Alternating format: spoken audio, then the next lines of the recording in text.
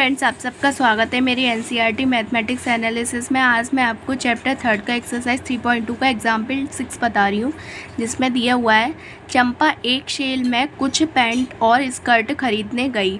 जब इसकी सहेलियों ने पूछा कि प्रत्येक के कितने नग खरीदे, तो उसने उत्तर दिया स्कर्ट की संख्या जो है वो खरीदी गई पैंटों की संख्या की 2 गुनी से 2 कम है। स्कर्ट की संख्या खरीदी गई पैंटों की संख्या की 4 गुनी से भी 4 कम है। तो सहेलियों की यह जानने के लिए सहायता कीजिए कि उसने कितनी पैंट और स्कर्ट खरीदी। मेन चीज़ क्या है, निकलवा रहा है हमसे उसने कितनी पैंट और कितनी स्कर्ट खरीदी। तो माना पैंटों की संख्या x ले लेते हैं, स्कर्ट की संख्या y। पैंट की संख्या को हम माना पैंट की संख्या बराबर x और स्कर्ट की संख्या बराबर y। ठीक है, पैंट की संख्या को हमने x से निर्धारित किया है, स्कर्ट की संख्या को हमने y से निर्धारित किया है। ठीक है, अब क्वेश्चन में देखते हैं क्या कह रहा है। इक्वेशन प्रश्नानुसार लेते हैं। जब इसकी सहेलियों ने पूछा कि प्रत्येक के कितने नग खरीदे, तो उसने क्या उत्तर दिया, स्कर्ट की संख्या। हमने स्कर्ट की संख्या को y माना है ना, तो y सबसे पहले लिखेंगे। खरीदी गई पैंटों की संख्या की 2 गुनी से 2 कम है, तो स्कर्ट की संख्या y बराबर पैंटों की संख्या क्या है हमारी x की 2 गुनी, यानी कि इंटू 2 करेंगे, 2x हो गया, से 2 कम है यानी कि 2 कम कर देंगे तो -2 हो गया। क्या आ गया यहाँ पे, इसमें कह रहा है प्रथम प्रश्नानुसार ये फर्स्ट कंडीशन है, तो फर्स्ट प्रश्नानुसार लिखते हैं। ठीक है, कि स्कर्ट की संख्या, सबसे पहले वो यही कह रहा है ना, स्कर्ट की संख्या बराबर, यहाँ पे एक सेंटेंस ख़त्म हो रहा है, स्कर्ट की संख्या बराबर खरीदी गई पैंटों की संख्या यानी कि x। तो बराबर पहले यहाँ लिखेंगे स्कर्ट की संख्या बराबर पैंटों की संख्या की 2 गुनी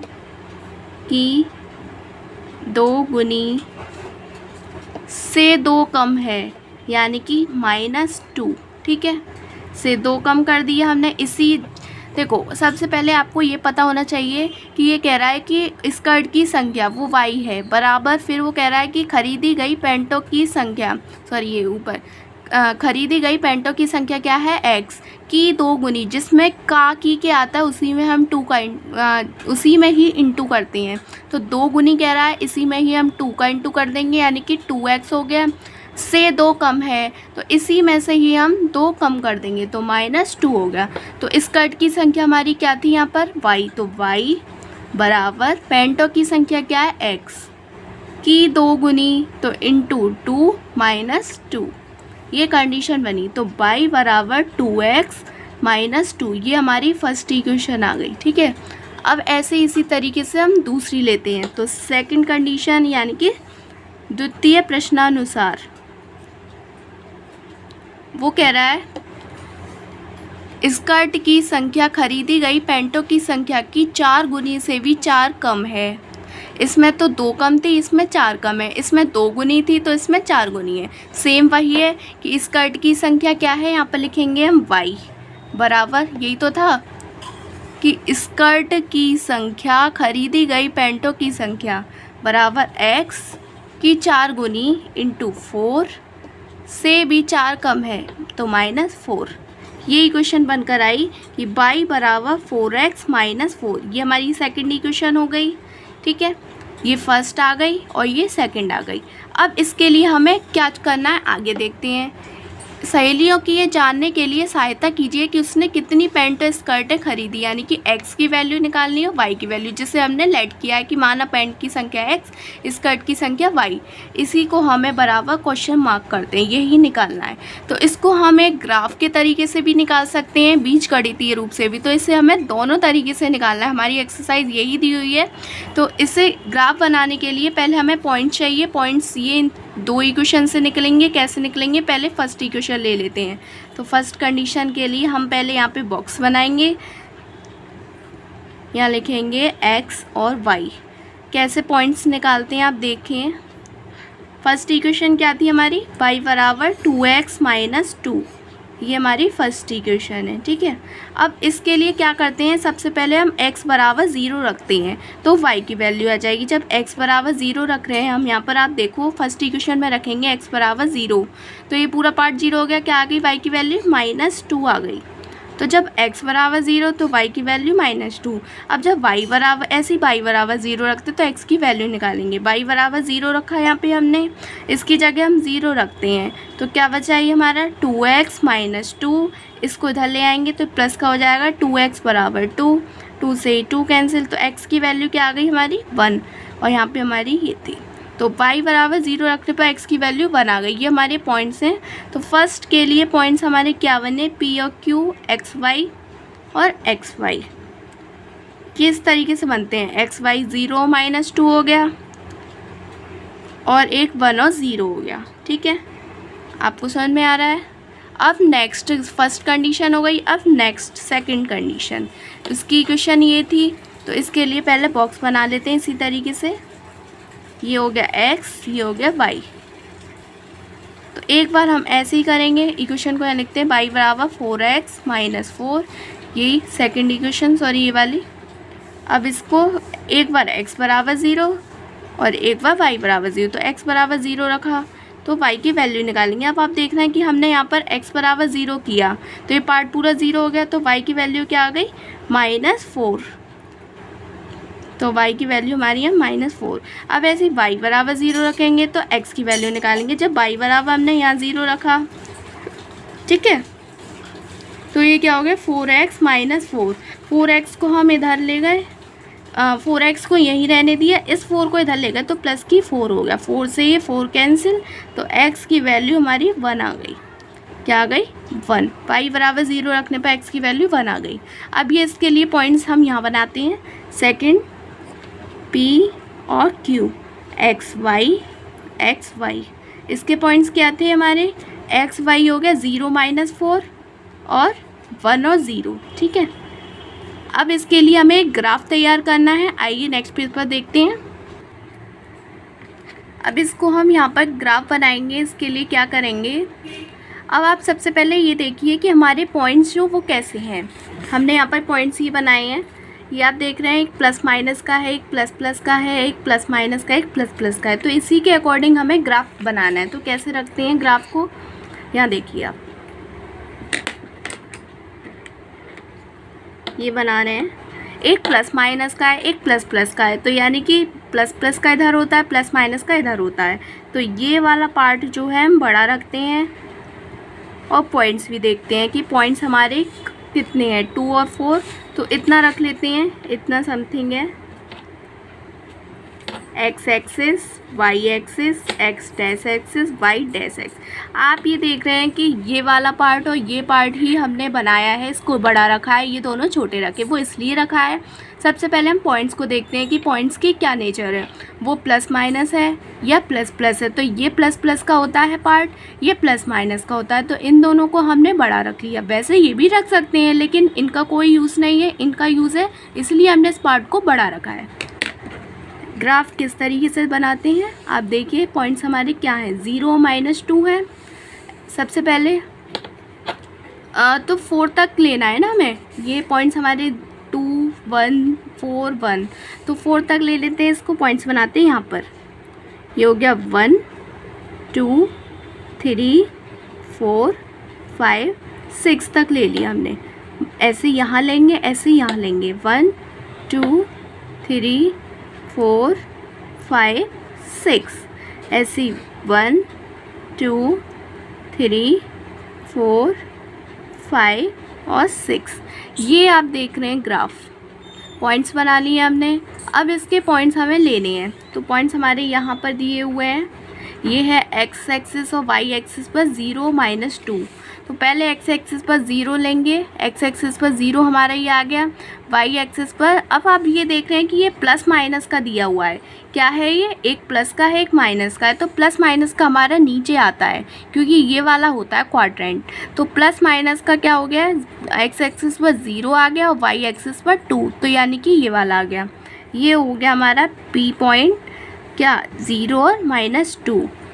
अब सेकंड क्या दिया हुआ है 1 और 0, तो वाई 1 और 0 प्लस प्लस का हो गया तो ये यहाँ पर आएगा, एक्स एक्सिस पर 1 ये हो गया, वाई एक्सिस पर 0 यानी कि यही आ गया हमारा। तो ये क्यू हो गया 1 और 0, इन दोनों से एक रेखा बनेगी हमारी क्योंकि एक इक्वेशन के दोनों पॉइंट्स हो गए। अब नेक्स्ट इक्वेशन के दोनों पॉइंट्स ये हैं, फर्स्ट क्या है प्लस माइनस का, तो इसे हम यहाँ इधर लेंगे 0 और -4, तो एक्स एक्सिस पर 0 क्या हो गया ये आ गया और वाई एक्सिस पर 4 क्या हो गया ये आ गया।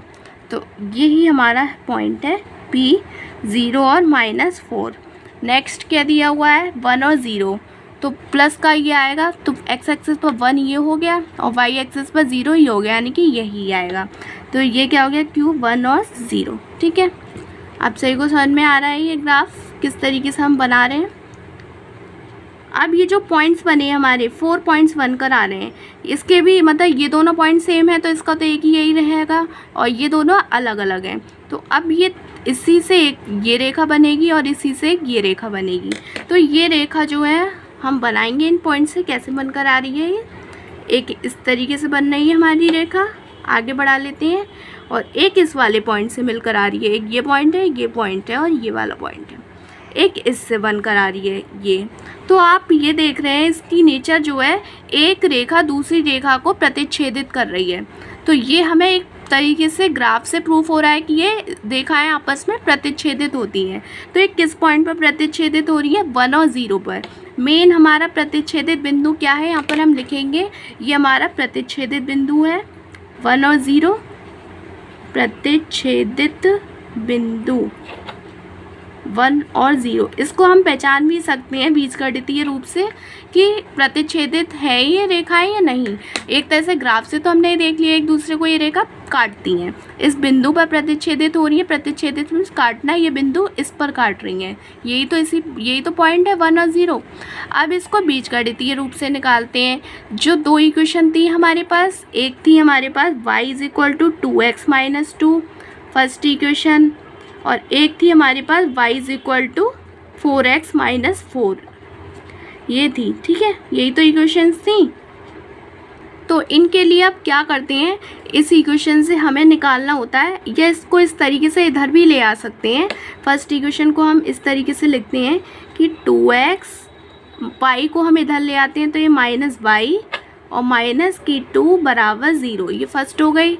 इसको भी इसी तरीके से लिखते हैं 4x - y -4 = 0, ये दोनों इक्वेशन हो गई, फर्स्ट ये है सेकंड ये है। ठीक है, तो इसके लिए हम क्या निकालते हैं, सबसे पहले कंडीशन हम आपको बताएंगे। सबसे पहले ये निकालें, इक्वेशन होती है, इक्वेशन ये जो है इसका व्यापक रूप होता है ax + by + c = 0, व्यापक रूप कह लो या फिर मानक रूप कह लो। तो ये दो इक्वेशन है, तो दो इक्वेशन से हम कंपेयर करेंगे। तो इसके लिए फर्स्ट इक्वेशन के हम ले रहे हैं a1 बराबर, आप ये देख रहे हैं कि x का कोफिशिएंट क्या है 2, तो a1 बराबर 2 हो गया। y का कोफिशिएंट क्या है यहाँ पर -1, 1 × y क्या हो गया y हो गया, तो -1 लेंगे। तो b1 = -1 और c1 = -2।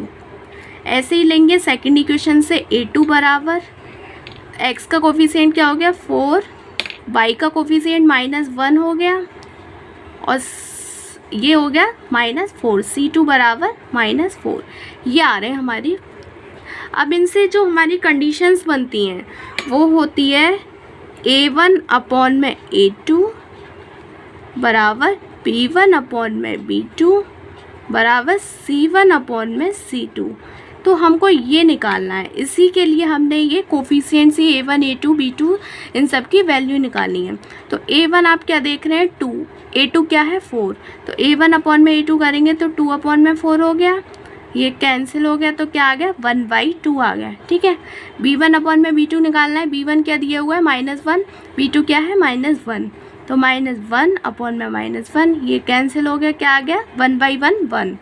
C1/C2 करेंगे तो ये क्या हो गया -2/-4, -2/-4, माइनस से माइनस कैंसिल, ये आ गया हमारा 1/2। तो आप ये देख रहे हैं यहाँ पर। अब हम आपको एक कंडीशंस बताएंगे, ये जो 3 हमने निकाली हैं इसको किस तरीके से देखना होता है। हमारी इसमें 3 कंडीशंस होती हैं, देखिए ये होती है हमारी 3 कंडीशंस, जिसमें एक होता है A1/A2 does not equal to B1/B2, एक होता है A1/A2 is equal to B1/B2 is equal to C1/C2, यानी कि ये तीनों कंडीशन जो आएंगी निकाल के वो बराबर होती हैं। और इसमें क्या होता है, ये दोनों बराबर नहीं होती हैं। इसमें क्या होता है कि 2 तो बराबर होती हैं, तीसरी बराबर नहीं आती है। तो ये इस कंडीशन के लिए प्रतिच्छेदित रेखाएं होती हैं। अब हमारी कंडीशन क्या आ रही है, प्रतिच्छेदित करती हुई रेखाएं। ये हमने ग्राफ बनाया था, यहाँ पर हमारी 2 रेखाएं जो है एक दूसरे को काट रही थी, यहाँ प्रतिच्छेदित हुई थी बिंदु 1 और 0 पर। ये है हमारा मेन आंसर, ठीक है। लेकिन अभी हम इस कंडीशन को बीजगणितीय रूप से देख रहे हैं।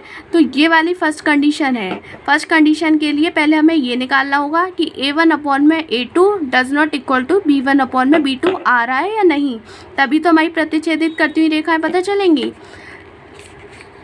ग्राफ में तो हमने ये देख लिया कि प्रतिच्छेदित करती हुई रेखाएं। अब इसे हम बीजगणितीय रूप से करेंगे तो इसमें कह रहा है केवल एक हल, केवल एक ही हल। अब इसकी कंडीशन देखते हैं क्या आ रही है। A1/A2 does not equal to B1/B2, ये है हमारी इक्वेशन, मेन कंडीशन, ठीक है। इसको देखेंगे यहाँ पर हम। अब आप देख रहे हैं A1/A2 क्या थी हमारी 1/2, यहाँ पर 1/2 आ गया, बराबर B1/B2 क्या है 1। तो आप ये देख रहे हैं कि क्या ये दोनों बराबर हैं, नहीं है। यहाँ अगर 1/2 होता है तो ये बराबर हो जाती है, ये 1/2 है, ये 1 है, तो ये डज नॉट इक्वल टू। तो ये यहाँ हमारा प्रूफ हो गया कि ये प्रतिच्छेदित करती हुई रेखाएं हैं। ये कंडीशन से हमें पता चलता है यहाँ पर कि ये रेखाएं कैसी हैं, प्रतिच्छेदित करती हुई। और हमने ग्राफ में भी बनाया है प्रतिच्छेदित करती हुई रेखाएं, तो ये प्रूफ हो गया। आई होप आप सही कोई वीडियो मेरे इस ग्राफ समझ में आया होगा। अगर मेरी वीडियो अच्छी लगे तो मेरी वीडियो को लाइक करें, मेरे चैनल को सब्सक्राइब करें। Thank you so much.